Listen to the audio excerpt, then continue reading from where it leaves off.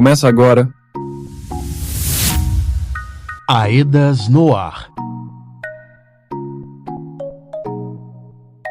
Olá, ouvintes! Estamos começando o AEDAS no ar, que hoje traz uma entrevista muito importante com a promotora de justiça da Coordenadoria Regional das Promotorias de Justiça de Defesa da Saúde da Macrorregião Sanitária Centro, a doutora Vanessa Campolina. Eu sou Douglas Kissen e este é o AEDAS no ar, um programa semanal da Associação Estadual de Defesa Ambiental e Social de Minas Gerais, a AEDAS, que é a assessoria técnica independente a serviço das pessoas atingidas das regiões 1 e 2 da Bacia do Rio Paraopeba.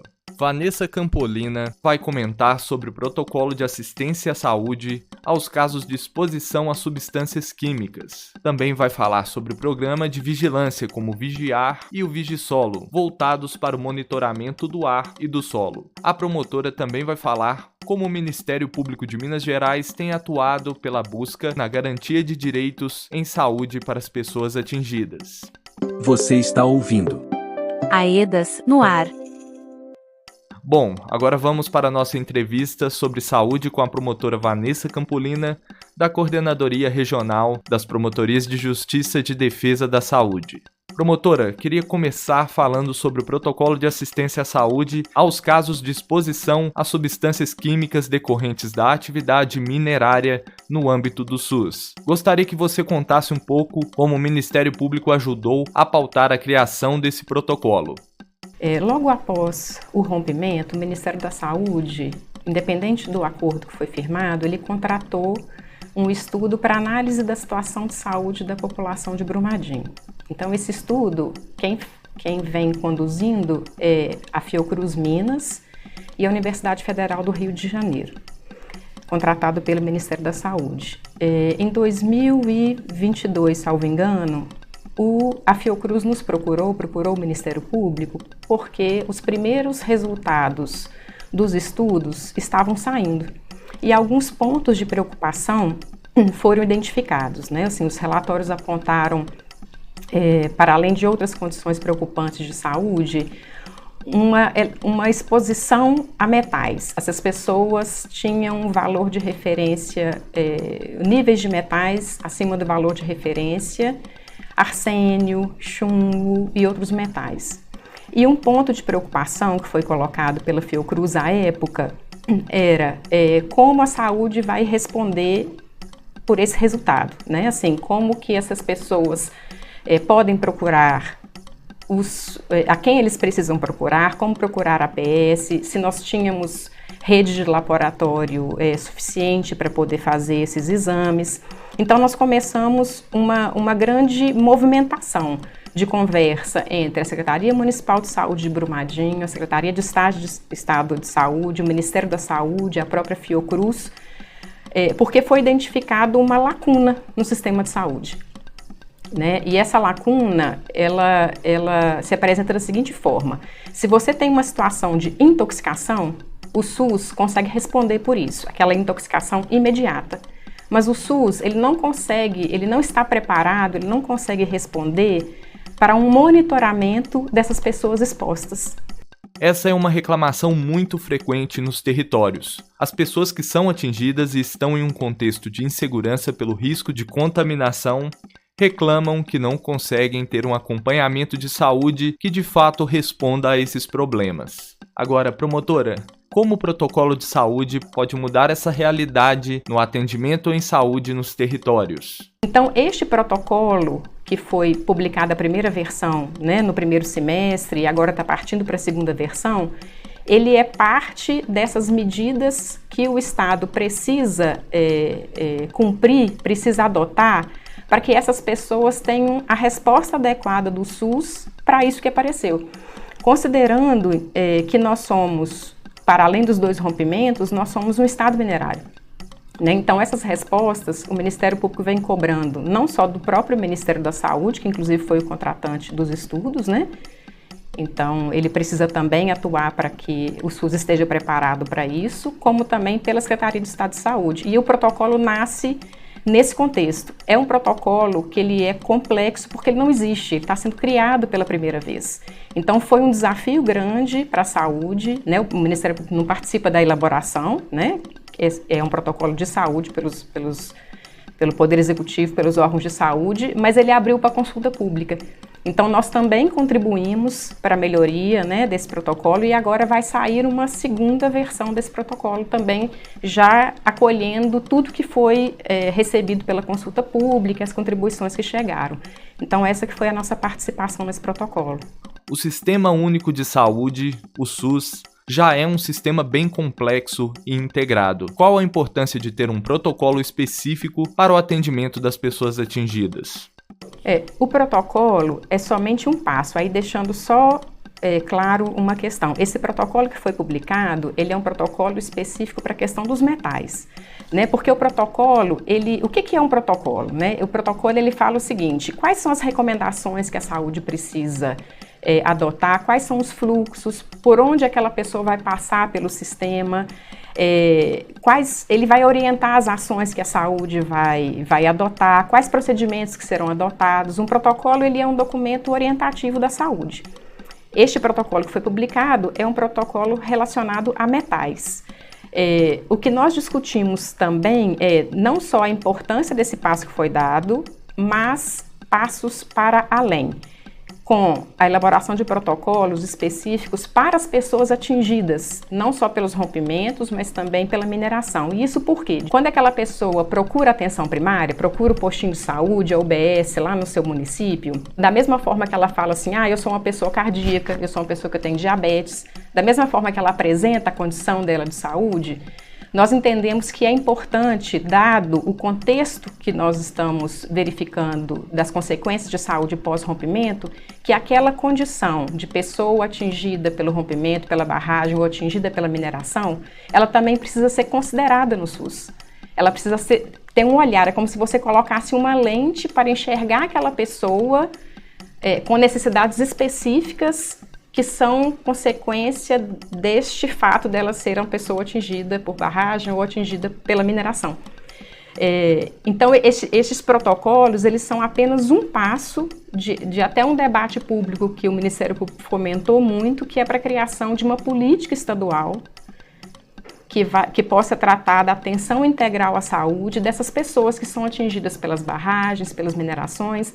Então, esses protocolos, eles podem ser inseridos num contexto mais amplo, de um olhar específico dessa política para a pessoa atingida. Então, nós levamos isso para debate público e esperamos que esses protocolos também façam parte deste guarda-chuva mais amplo, que é a política estadual, que nós estamos fomentando esse debate, né? E promotora, como o fortalecimento do SUS pode contribuir para a qualidade de vida das pessoas em territórios atingidos? Se você me permite só colocar um pouco mais a proposta da política, porque eu acho que ela reflete um pouco essa necessidade de como os territórios precisam responder, né? O fortalecimento do SUS, por mais que seja um rompimento de barragem, por mais que você tenha a responsabilidade pelo crime, pelo desastre, a resposta em saúde, ela é feita dentro do SUS, né? É o SUS que vai precisar atender aquelas pessoas, se fortalecer para conseguir absorver toda essa demanda que veio dos rompimentos de barragem. E nós percebemos que as necessidades em saúde são muitas e são algumas específicas dessas pessoas atingidas. Então nós levamos para debate público, levamos primeiro para a Assembleia Legislativa, fizemos, salvo engano, 2 ou 3 audiências públicas. Depois esse debate também foi parar no Conselho Estadual de Saúde. E por que pensar em termos de política?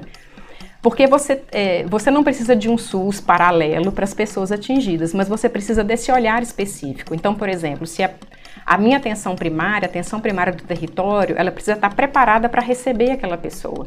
Eu preciso saber se eu preciso de uma rede de laboratório específica, ou de um centro de referência específico, ou uma vigilância em saúde ambiental muito fortalecida para conseguir amparar esses territórios atingidos.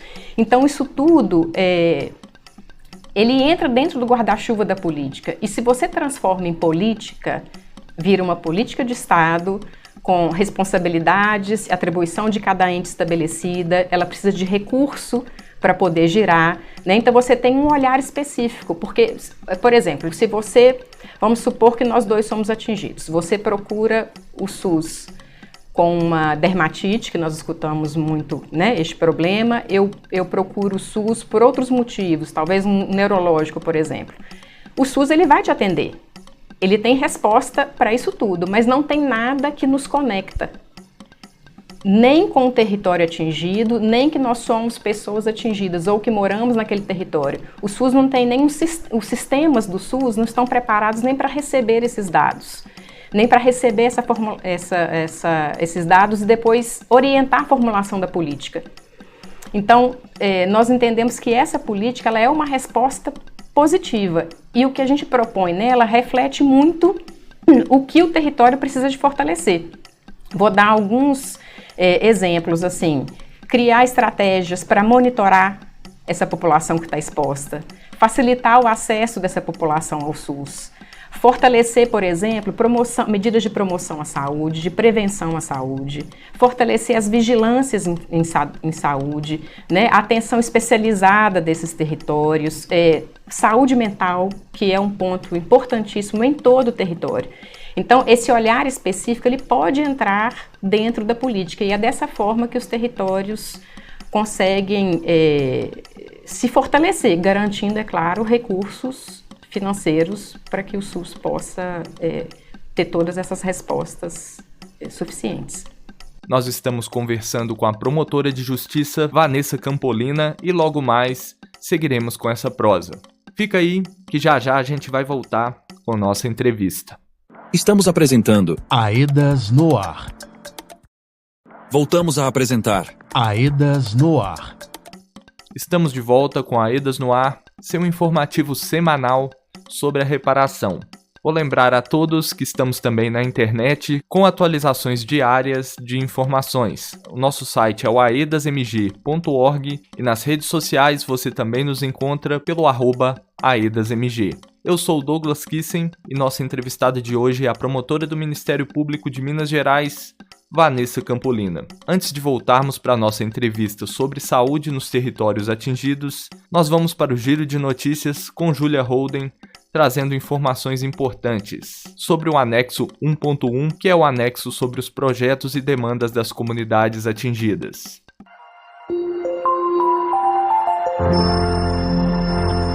Giro de Notícias.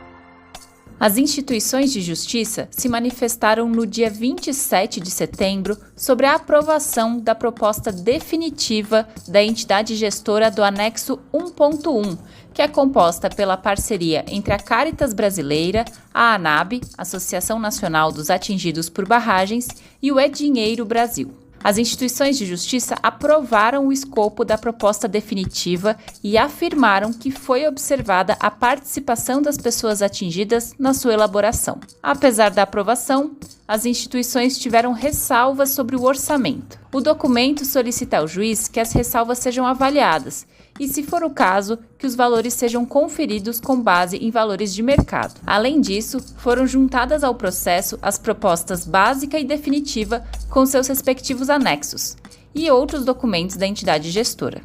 Ou seja, é possível que as pessoas atingidas acessem a proposta na íntegra. Esse foi um pedido que as comissões das regiões 1 e 2 fizeram via ofício e carta publicada na semana passada. Em seguida, o juiz determinou que as instituições de justiça apresentassem nos autos as propostas básicas das 3 candidatas melhores colocadas na classificação final da seleção pública, que foram a Caritas, a FGV e a UNOPS. Vamos lembrar que a proposta definitiva é fruto da construção da entidade gestora junto às pessoas atingidas das 5 regiões da Bacia do Paraupeba, com o apoio das assessorias técnicas.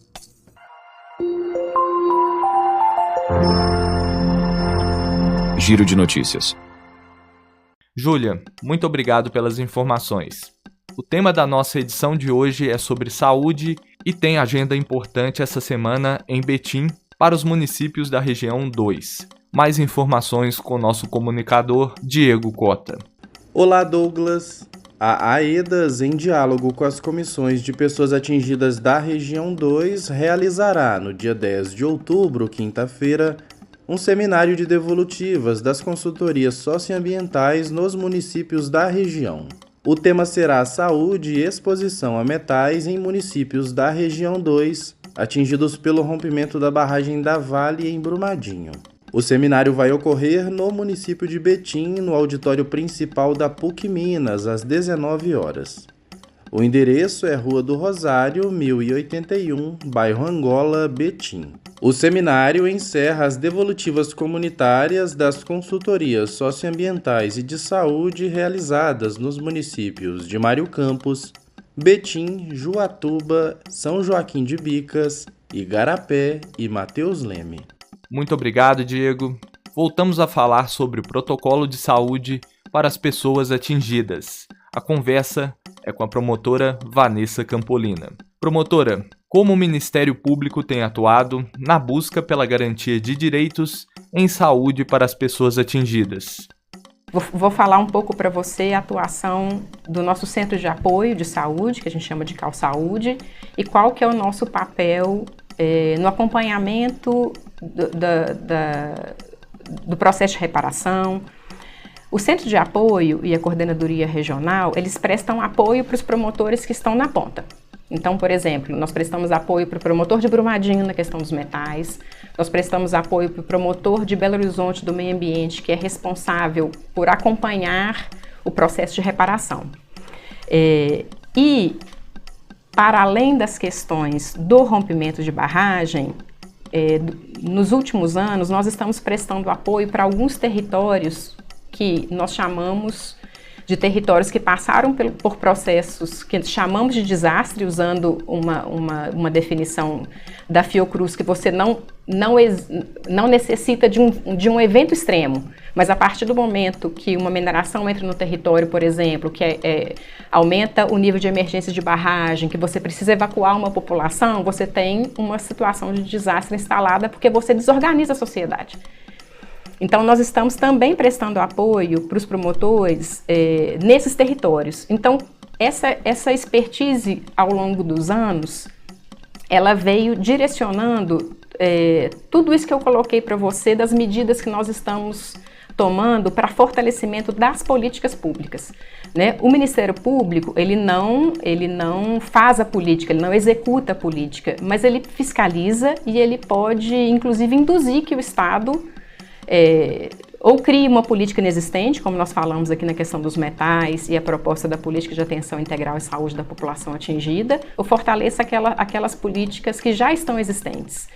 Um ponto importante que precisamos reforçar é que esse protocolo de saúde é uma medida que não está prevista no acordo judicial firmado em 2021. São outros caminhos possíveis para se chegar a novas medidas de reparação. Então, para além das medidas do acordo especificamente, nós estamos trabalhando e confiando muito que fortalecer o SUS é a saúde, é a resposta para as questões em saúde que estão surgindo. Seja as ações e serviços já estabelecidos, sejam por meio das lacunas que nós identificamos e agora o Estado como um todo, né? Tanto a União quanto, no caso, o Ministério da Saúde, quanto a Secretaria de Estado de Saúde, para além das secretarias municipais, precisam dar essa resposta para poder preencher essa lacuna. Então, é dessa forma que o Ministério Público ele vem atuando para além da responsabilização da empresa, né? Estou colocando aqui uma atuação mais de fortalecimento da política, que é a forma que a gente entende que a resposta é mais fortalecida e mais efetiva no campo da saúde.